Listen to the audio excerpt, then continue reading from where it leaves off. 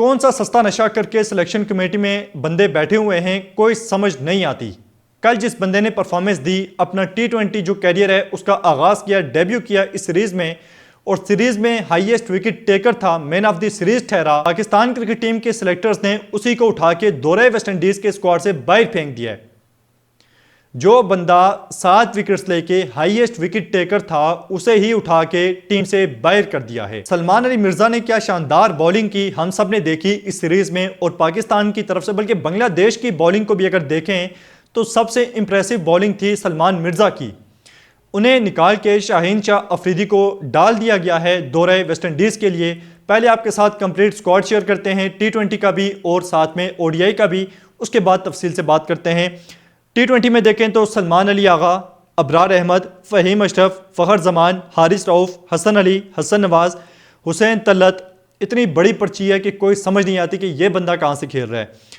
साथ में खुशदिल शाह, मोहम्मद हारिस, जिन्होंने अपनी गलती से बिल्कुल अभी तक नहीं सीखा, मोहम्मद नवाज, साहबजादा फरहान, साइम अयूब, शाहीन शाह अफरीदी और सुफियान मुकीम, जिन्हें खिलाना तो वैसे ही नहीं है। ODI पे आ जाएं तो मोहम्मद रिजवान कैप्टन और wicket keeper, Salman Ali Agha vice कप्तान, अब्दुल्ला शफीक, अबरार अहमद, बाबर आजम, फ़हीम अशरफ, फ़खर जमान, हसन अली, हसन नवाज, हुसैन तलत, मोहम्मद हारिस विकेट कीपर साथ में रिजवान के, जबकि मोहम्मद नवाज, नसीम शाह, साइम अयूब, शाहीन शाह अफरीदी और सुफियान मुकीम। आप देखें कि यहाँ पे मोहम्मद नवाज को T20 के बाद ODI के स्क्वाड में भी डाल लिया गया है, और किस परफॉर्मेंस पे डाला गया है कोई अता पता नहीं है। पाकिस्तान क्रिकेट बोर्ड ये चाह रहा था कि दौरे वेस्ट इंडीज़ के लिए हम सिर्फ T20 मैचेस खेलें, जैसे कि बांग्लादेश के अगेंस्ट भी हमारे ODI बनते थे, लेकिन वो नहीं हो सके। और इसी तरह पाकिस्तान क्रिकेट बोर्ड ये चाह रहा था कि वेस्ट इंडीज़ के दौरे पे 6 T20 हो जाएं और ODI बेशक ना हूं, लेकिन वेस्ट इंडीज़ क्रिकेट बोर्ड ने साफ इनकार कर दिया था। और उसके बाद 3 ODI और 3 T20 मैचेस की सीरीज़ तय पाई थी। और इस स्क्वाड में आप देख लें कि सलमान अली मिर्ज़ा को ड्रॉप कर दिया गया और हसीबुल्लाह कहीं नज़र नहीं आ रहे। और पिछले दिनों में उनकी जो स्टोरी थी हमने देखी थी इंस्टाग्राम पे, और बड़े मायूस नज़र आ रहे थे। उसके बाद उन्होंने इंग्लैंड जाकर खेलने के भी कुछ इशारे दिए थे इंग्लैंड की तरफ से। उसके बाद उन्हें जो है वो प्रैक्टिस कैंप में बुला लिया गया था। लेकिन यहाँ पे अगर आपने सेकेंड विकेट कीपर ODI में अगर आप चांस दे रहे हैं हारिस को, तो ODI में हसीबुल्लाह के स्टैट्स आप देखें फर्स्ट क्लास के, और साथ में हारिस के देखें, ज़मीन आसमान का फ़र्क है। जितना ज़्यादा हसीबुल्लाह को एक्सपीरियंस है और 50 से ज़्यादा की अगले की एवरेज है ODI में, तो हसीबुल्लाह को मुसलसल नज़रअंदाज किया जा रहा है। ODI में उसकी जगह बनती थी, लेकिन मोहम्मद हारिस को डाल दिया गया है ODI में। जबकि T20 में सलमान अली मिर्ज़ा की जगह बनती थी, उसे ड्रॉप करके शाहीन को वापस लाया गया है। लेकिन अच्छी खबर है बाबर और रिजवान के जो फैंस हैं उनके लिए कि ODI सीरीज़ हो रही है और वो उन्हें खेलता हुआ देखेंगे, क्योंकि अगर T20 मैचेस होते तो बाबर रिजवान फिर आपको ना नज़र आते।